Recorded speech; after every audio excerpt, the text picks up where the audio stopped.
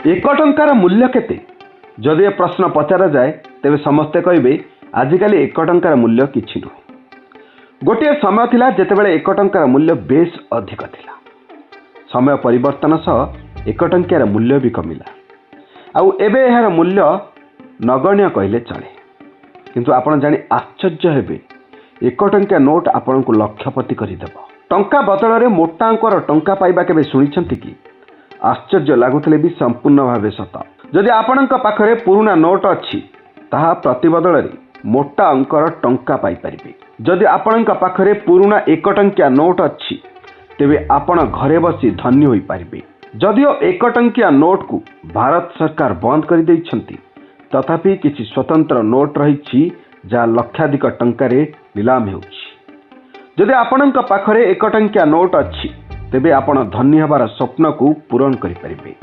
पुराना एक टंकिया नोट को 2 लाख रु 3 लाख टंकारे बिक्री करिपारिबे, जहाँकि एक सुवर्ण सूचक। आपण समस्त शर्त सहित एही नोट बिक्री करिपारिबे। भारत रे अनेक वेबसाइट अच्छी जो माने कि पुराना नोट किणुछंती सेमानकु नोट बिक्री करी मोटा अंकर टंका पाई परिबे।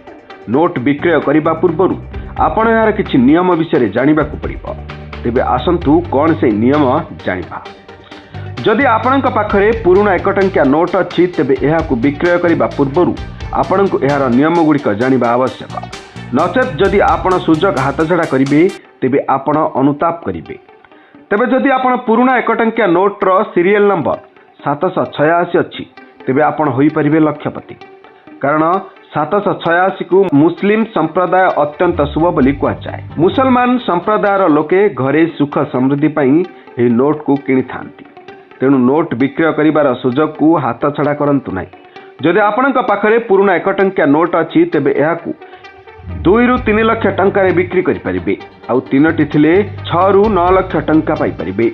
जदि आपण एक टंकिया नोट बिक्री करबाकू चाहुछंती तेबे एथिपाई OLX किंबा क्विकर भली ऑनलाइन संस्था रही। प्रथमे एथिरे पंजीकरण करबाकू पड़िबो। पंजीकरण पर एक टंकिया नोट स्पष्ट फोटो चित्र अपलोड करबाकू हेबो। या पर जो माने नेबाकू चाहिबे आपणक सहित जोगाजोग करिवे। तेबे नोट गुड़िकर प्रकृत मूल्य केते ताहा OLX पक्षरु निर्धारण करा जाई नाही। एक मीडिया संस्थार रिपोर्ट अनुसार 786 थिबा नोटर मूल्य 3 लाख टंका थिबा कुआ जाउछि। उपरोक्त तथ्य जातीय गणमाध्यम रे प्रकाश खबर संगृहीत। दुर्गा टीवी यह निश्चित करे नहीं। Report Durga TV.